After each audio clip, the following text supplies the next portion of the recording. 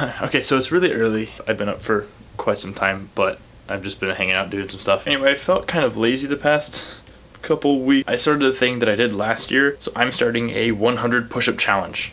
Basically, the goal is to get to be able to do 100 push-ups in a row, straight, no stopping. But if any of you who are watching want to join me, you should.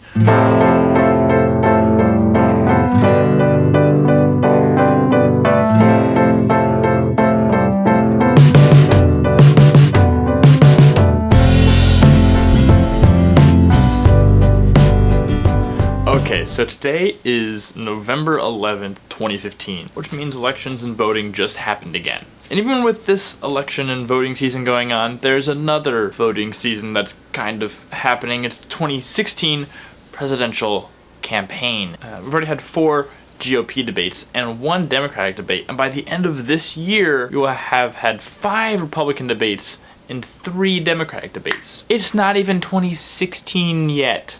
The amount of campaigning and things is happening is kind of crazy, and I'm gonna try to do my best to ignore all of it until it's actually the year in which we will vote for these people. Even though I am trying to ignore the whole campaign, everything, there's a lot of information that's coming into my brain, and some of it is how crazy some of the candidates are. But a lot of them aren't as crazy as they possibly could be. So I'm going to share with you the 5 craziest presidential candidates that I could find. First off is Lyndon LaRouche. He ran in 1976 and was part of the Labor Party. First off, he didn't really think the Holocaust happened, and if he did happen, he claims that it wasn't as bad as people said it was. He also is pretty anti-Semitic, saying a lot of bad things about Jewish people in general. But the real crazy is when he claims that someone, and by someone I mean the CIA and the KGB, worked together to kidnap one of his staff members and then tried to brainwash that staff member to assassinate him. The second candidate is John Hagelin, who is part of the Natural Law Party and ran in 1992, and he claims that he knows the 100% effective solution to terrorism. And that is transcendental meditation. He claims that if you want to have a population not do terroristy things, you need to get square root of 1% of that population to be trained in the relevant brain-tested peace-promoting technologies. Basically saying that he wants a certain number of people to go into a room, meditate for a bit, think about things, and then terrorism will be eradicated. He claims that he's done this for 25 years, and there has been a drop in terrorism for all of these 25 consecutive years. And also claims that this is the highest and most scientifically tested and proven way to combat terrorism. Number 3 is Jack Shepard, who ran in 2008 as a Republican. He did his campaign, and all of his campaigns, he's done a number of them, from Rome, because he actually has a warrant for his arrest out right now for the potential burning down of his own home. He claims it wasn't him, instead someone came into his house, kicked down his bedroom door, threw in fire, and then ran away.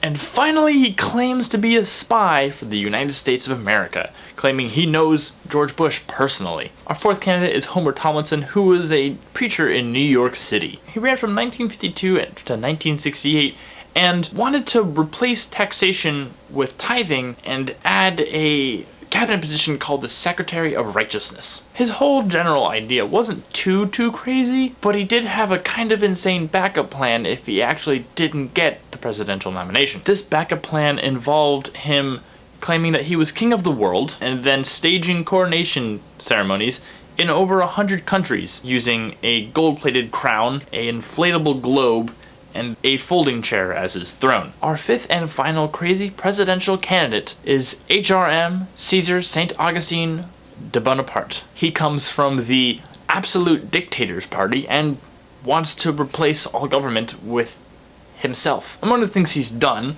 is he actually declared himself Emperor of the United States and even sent a letter to Hillary Clinton declaring war on the United States, and claims that since the US has not replied, that they have conceded defeat, and that he is Emperor of United. And his top 3 priorities are as follows. First, bring a 1,000-year peace. 2, maintain an ideal government. And 3rd, to establish a better editing form through a new set of codes established by myself to further edit and improve both the Constitution of the United States and the Constitution of the European Union.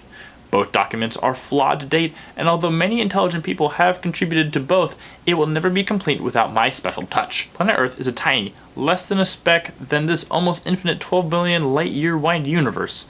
Life can only be precious to all of us on this sphere and only to us. The wars, the love, the hate has produced us to our evolution at the level we are today. If you take the complete number of DNA of one person and unravel it, you could stretch it out beyond our solar system. About 75 people would complete 1 light year. Creatures on planet Earth aren't amazing. Don't waste it all now on candidates that have not achieved the mental capabilities necessary for such a complex job. Your choice is simple. Overthrow the election and install me as your emperor. So if you think some of the candidates that this cycle are kind of crazy, these people might actually take the cake a little more. In other notes, not much is happening in my life. That's very different from like what I usually do, just like student things and RA things. My hair's getting real long. I think I might need to get a haircut again soon, because there's a lot of it on my head. Maybe a new hairstyle? No. Nope. Maybe I should wear hats. Probably not this one. No? I don't know what to do with my head. What should I do with my head?